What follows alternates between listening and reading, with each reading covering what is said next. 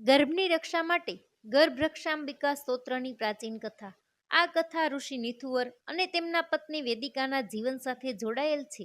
ઋષિ નિથુવર અને વેદિકા ચમેલીના ફૂલોથી મહેકતા વનમાં આશ્રમ બનાવીને રહેતા હતા. એક દિવસ જ્યારે ઋષિ નિથુવર વનમાં વિહાર કરવા ગયા તે સમયે ઉદ્ધવપદ નામના અત્યંત ક્રોધી ઋષિ ભિક્ષા માટે તેમના આશ્રમમાં આવ્યા. પરંતુ વેદિકા થાકી ગઈ હતી. તે ઋષિને આતિથ્ય દર્શાવ્યા વિના ઊંડી ઊંઘમાં સૂતી હતી. વાસ્તવમાં તેણીને ગર્ભાવસ્થાને કારણે પીડા થઈ રહી હતી. આ બાબતને જાણ્યા વિના ઋષિ ઉદ્ધવપદે ગુસ્સામાં આવી વેદિકાને શ્રાપ આપ્યો અને ત્યાંથી જતા રહ્યા. શ્રાપના કારણે ઋષિ પત્ની વેદિકાને ગંભીર રોગ થયો અને તેના ગર્ભાશયમાં રહેલા બાળકને પણ તેની અસર થવા લાગી. વેદિકા તેના જીવનની સૌથી ખરાબ પીડામાં હતી અને તે ખૂબ જ દુઃખી હતી કે તેના ગર્ભમાં રહેલ બાળક પણ ધીમે ધીમે નાશ પામી રહ્યું હતું. આવા વિપરીત સંજોગોમાં તેણે મદદ માટે દેવી પાર્વતીને પ્રાર્થના કરી અને તેની પ્રાર્થનાથી પ્રસન્ન થઈને દેવી પાર્વતીએ ગર્ભરક્ષાંબિકાનો અવતાર લીધો. વેદિકા સમક્ષ દેવીએ પ્રગટ થઈને તેણીના ગર્ભમાં રહેલા બાળકને કળશમાં પ્રસ્થાપિત કરીને સુરક્ષિત કર્યું અને બાળક જ્યાં સુધી સંપૂર્ણ વયનું ન થયું ત્યાં સુધી દેવીએ તેને કળશમાં ઉછેરવામાં મદદ કરી. જ્યારે વેદિકા પોતાના બાળકને તેનું દૂધ પીવડાવી શકતી ન હોવાથી રડતી હતી ત્યારે દેવીએ બાળકના દૂધ માટે એક પવિત્ર ગાય પ્રગટ કરી અને પવિત્ર દૂધનું તળાવ બનાવ્યું હતું. આમ દેવી પાર્વતીએ વેદિકાની ગર્ભાવસ્થા અને બાળકની રક્ષા કરી હતી. વેદિકાએ દેવી ગર્ભરક્ષાંબિકાને અન્ય ગર્ભવતી સ્ત્રીઓના રક્ષણ માટે ધરતી પર કાયમ રહેવા માટે પ્રાર્થના કરી. આજના યુગમાં પણ આ ગર્ભરક્ષાંબિકા દેવી તિરુકરુકાવુર તમિલનાડુ ખાતે મંદિરમાં બિરાજે છે. બાળકના જન્મની માતા પિતાની સાથે સમગ્ર પરિવારને પ્રતીક્ષા રહે છે. પરંતુ આજની જીવનશૈલીમાં સંતાનનો જન્મ સરળ રહ્યો નથી. અનેક પડકારોની વચ્ચે બાળક માતાના ગર્ભમાં સુરક્ષિત રહી શકતું નથી. આવા સંજોગોમાં ગર્ભધારણ કરવાની સાથે જ ગર્ભવતી બહેનો માતાઓ માટે ગર્ભરક્ષાંબિકા સ્તોત્રનું વાંચન શ્રેષ્ઠ જણાવવામાં આવ્યું છે. આ સ્તોત્રનું નિયમિત વાંચન કરવાથી ગર્ભને રક્ષણ પ્રાપ્ત થાય છે અને બાળકનો યોગ્ય વિકાસ યથાર્થ બને છે. આ સ્તોત્ર અજન્મ સંતાનનું માતાની કુખમાં જ રક્ષા કરે છે, જેથી દરેક ગર્ભવતી બહેનો માતાઓએ શારીરિક અને માનસિક રીતે સ્વચ્છ બને આ સ્તોત્રનું સવાર સાંજ નિયમિતપણે પઠન કરવું જોઈએ.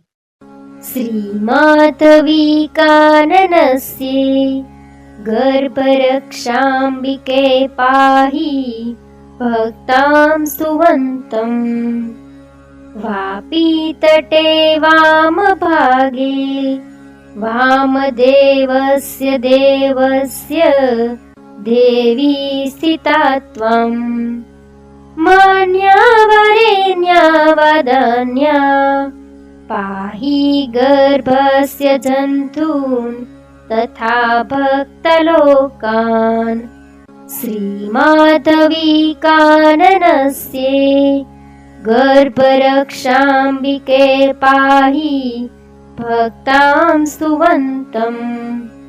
શ્રી ગર્ભરક્ષા પુરેયા દિવ્યા સૌંદર્યયુક્તા સુમંગલ્યગાત્રી ધાત્રી જનિત્રી જનાનાં દિવ્યરૂપાં દયાર્દાં મનોજ્ઞાં ભજેતમ.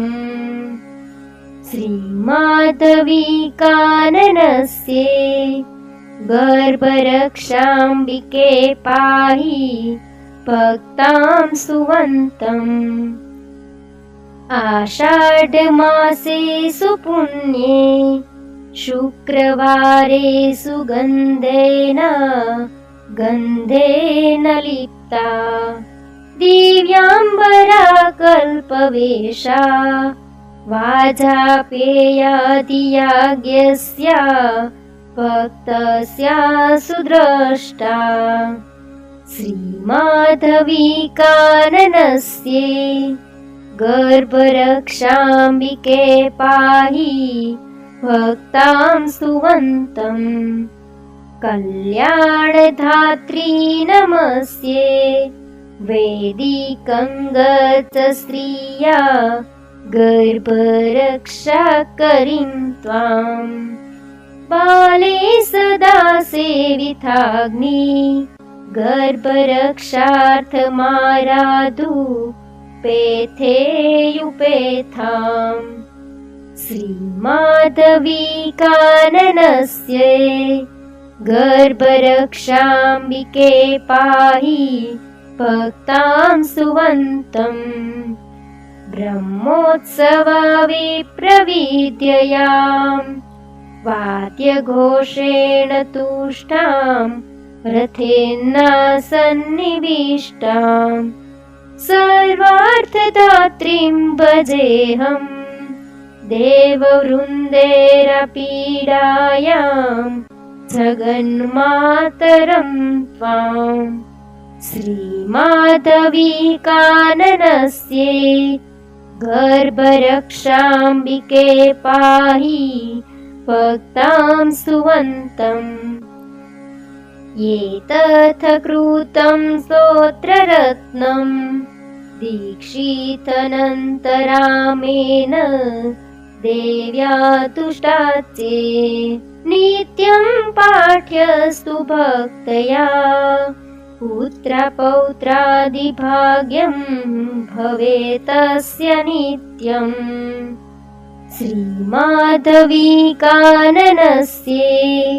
गर्भरक्षाम्बिके पाहि भक्तां सुवन्तम् गर्भरक्षाम्बिके पाहि भक्तां सुवन्तम् गर्भरक्षाम्बिके पाहि भक्तां सुवन्तम्। અર્થાત પવિત્ર ચમેલીના જંગલમાં ભક્તો પ્રાર્થના કરે છે કે હે ગર્ભાવસ્થાના રક્ષક દેવી, અમારું રક્ષણ કરો. તળાવના કિનારે તમે ભગવાનની ડાબી બાજુએ સ્થિત છો એવા હે આદરણીય દેવી, હે વરદાન આપનાર દેવી, ગર્ભાવસ્થા દરમિયાન જે કૃપાથી બોલે છે તે તમામ પ્રાણીઓ અને ભક્તોનું રક્ષણ કરો. હે ગર્ભાવસ્થાના રક્ષક દેવી, અમારું રક્ષણ કરો. હે ગર્ભરક્ષણના નગરીની દેવી, જે સુંદરતાથી ધન્ય છે, જે સારું માંગલ્ય વહન કરે છે, જે દરેકને આપે છે, જે બધાની માતા છે, તેનાથી વધુ કોણ સુંદર છે, જે દયાથી પીગળે છે, હું તેમનું ગુણગાન કરું છું. હે ગર્ભાવસ્થાના રક્ષક દેવી, અમારું રક્ષણ કરો. અષાઢ મહિનામાં શુક્રવારે તમે સુગંધી ચંદનના લેપથી ઢંકાયેલા રહો છો અને દિવ્ય વસ્ત્રો ધારણ કરો છો. ભાગ્યશાળી ભક્તો દ્વારા વાજપેયી યજ્ઞ આપને અર્પણ કરવામાં આવે છે. હે ગર્ભાવસ્થાના રક્ષક દેવી, અમારું રક્ષણ કરો. હું તેને નમસ્કાર કરું છું જે બધું સારું આપે છે, જે વૈદિક પંડિતો અને સ્ત્રીઓની ગર્ભાવસ્થાનું રક્ષણ કરે છે, કારણ કે તે હંમેશા ગર્ભાવસ્થામાં બાળકોનું રક્ષણ કરે છે જ્યારે તેમના માટે પ્રસૂતિનો સમય ખૂબ જ નજીક આવે છે. હે ગર્ભાવસ્થાના રક્ષક દેવી, અમારું રક્ષણ કરો. બ્રહ્મોત્સવ દરમિયાન સંગીતના અવાજ સાથે રથ પર બેસીને તમે બ્રાહ્મણોની ગલીઓમાં ફરો છો અને હું તમને પ્રાર્થના કરું છું, જે સારું છે તે આપનાર છે, દેવતાઓની સમસ્યા કોણ દૂર કરે છે અને જે સમગ્ર બ્રહ્માંડની માતા છે એવા હે ગર્ભાવસ્થાના રક્ષક દેવી, અમારું રક્ષણ કરો. પ્રાર્થનાનું આ રત્ન અનંત રામા દીક્ષિત દ્વારા રચિત દેવીને પ્રસન્ન કરવા માટે જો દરરોજ ભક્તિપૂર્વક વાંચવામાં આવે તો પુત્રો, પૌત્રો અને ભાગ્ય ઉજાગર બનશે. હે ગર્ભાવસ્થાના રક્ષક દેવી, અમારું રક્ષણ કરો.